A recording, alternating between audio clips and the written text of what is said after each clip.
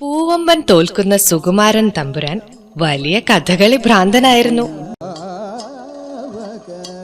ഒരിക്കൽ അമ്പലമുറ്റത്തിരുന്ന കഥകളി കാണുന്ന തമ്പുരാന്റെ പുരുഷ സൗന്ദര്യത്തെ കണ്ണിമ വെട്ടാതെ നോക്കി കാണുകയായിരുന്നു തട്ടുമാളികയിലിരുന്ന ഒരു കോമളാങ്കി. അത് ശ്രദ്ധിച്ച തമ്പുരാനും ആവേശഭരിതനായി. രാവേറെ ചെന്നപ്പോൾ തിരക്കൊഴിഞ്ഞപ്പോൾ തമ്പുരാൻ സുന്ദരിയോട് ചോദിച്ചു, ഭവതി എവിടെയാണ് താമസം? അവൾ ദൂരേക്ക് കൈ ചൂണ്ടി. അവിടെ ഒരു പാലമരം മാത്രമേ അദ്ദേഹം കണ്ടുള്ളൂ.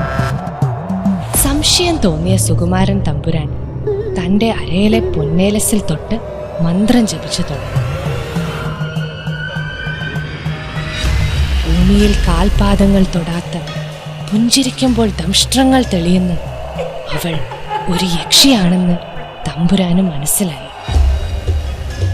തന്നെ വിവാഹം കഴിക്കണമെന്നും കോവിലകത്തെ തമ്പുരാട്ടിയായി വാഴിക്കണമെന്നും സുന്ദരി യക്ഷി തമ്പുരാനോട് മൊഴിഞ്ഞു.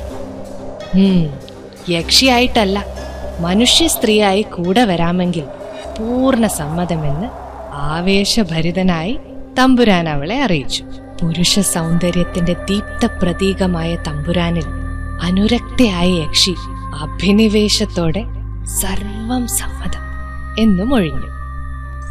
സാങ്കോപാംഗം സൗന്ദര്യം വഴിഞ്ഞൊഴുകുന്ന ഇരുവരും കോവിലകത്തിന്റെ പടിപ്പുരയിൽ എത്തിയപ്പോൾ തന്നെ അവിടമാകെ സ്വർഗീയ പരിമള സംഗമ സങ്കേതമായി.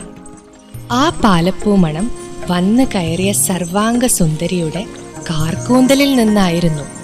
കോവിലകത്തെ കുട്ടികൾ സുന്ദരിയെ സ്നേഹത്തോടെ യക്ഷിയോപ്പോളെ എന്ന് വിളിച്ചു.